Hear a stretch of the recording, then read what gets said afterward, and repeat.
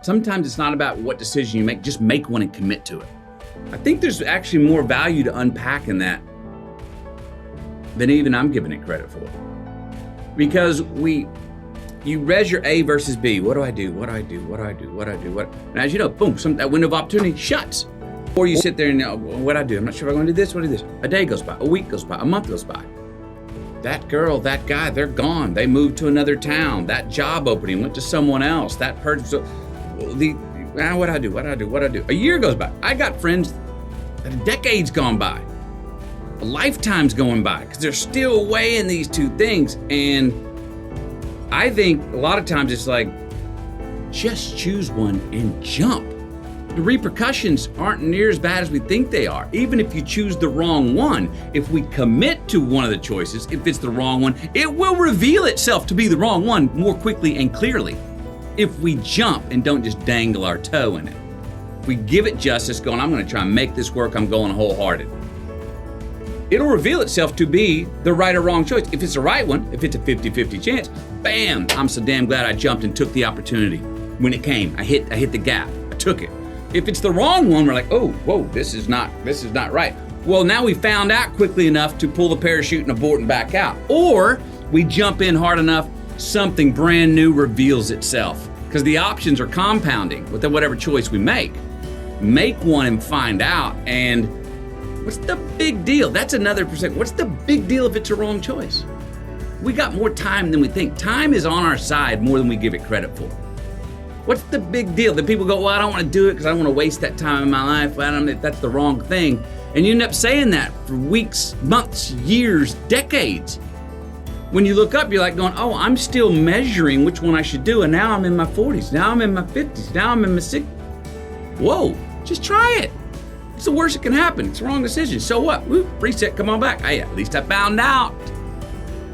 So I think that's a good one for us all to remember. We're going through this rodeo of life. Sometimes it's not really which decision that's most important, and dissecting them into limbo, or dissecting them into immobility, dissecting them into paralysis. Just pick one. Go with them, try it out.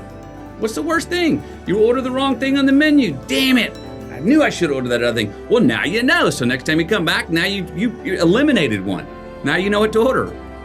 And in my own life and around my own family, we laugh at our warts. We bring them up. We shine lights on them. Where we've been taught, don't get embarrassed about your screw-ups. Let's shine a light on them. Laugh at them and move right on and carry on. That's part of who we are, actually, preferably. And I don't think that's just for, say, me and my immediate family, who I was around. I think that's for most of us. And I think that's a good thing for us all to learn. Those things we cover up. Society tells us to cover up so much. Whatever they are, whether they're warts or demons or whatever, they're gonna come out and be revealed sometime in the future. So why not just uncover it and go, here it is, here's who I am, I'm doing the best I can, I screwed up, I failed over here, I tried this one, but it didn't work out. My bogey, sorry. Whatever those things are, live a little more transparently. And again, in this, if we do that individually, we're also more forgiving and resilient and with ourselves and others.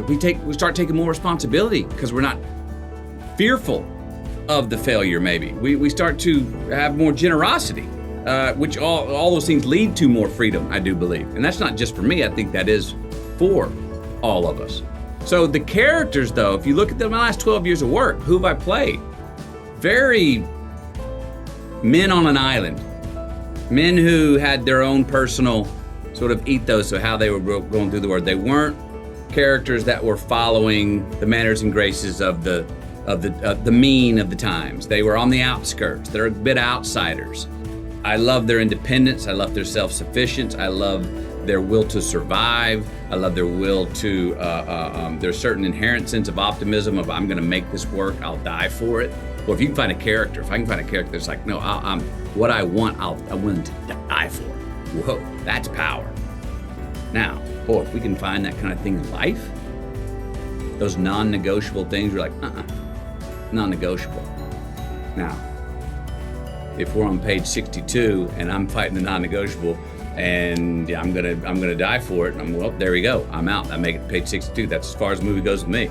You know what I mean? Or how do I overcome that? I like finding characters that run into great resistance for which to have the opportunity to overcome.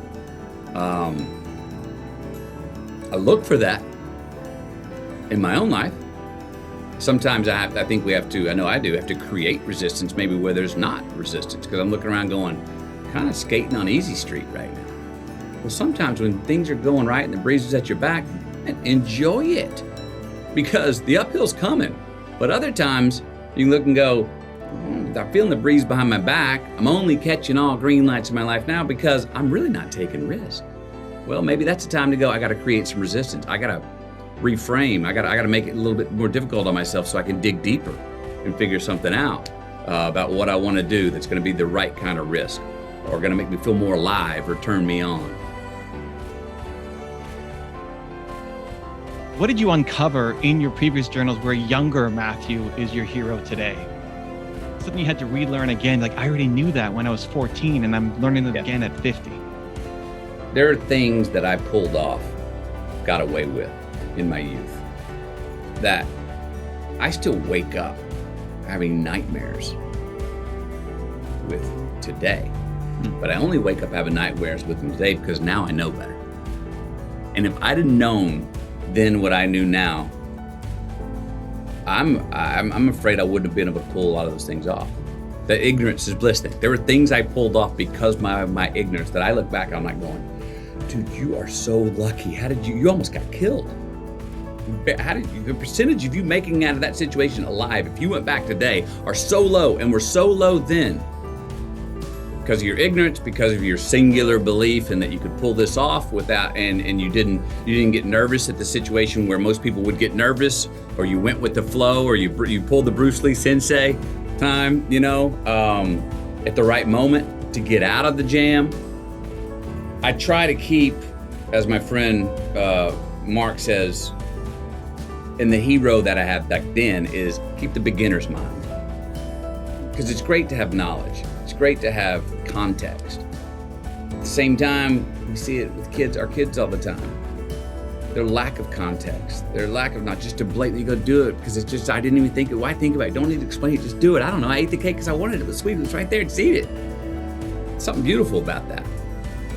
More than something beautiful about it. There's something inherently true about that as we grow older, we should not put away as going, oh, that's just you.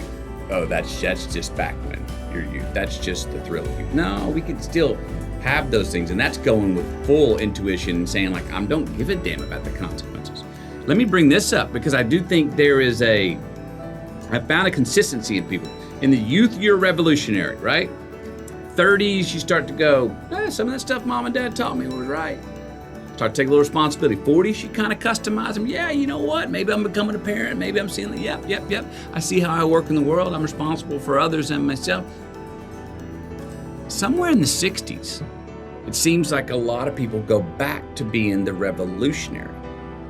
I don't know if it's the fact that you go, oh, subconsciously, I'm on the back end of my life, so what the hell does it all matter, and why do I give a damn about consequences? So that beginner's mind, which my mother has, and I find that a lot of people start to get it as they get older in age. Maybe after their kids are out of the house, or after they're like, well, what does it matter?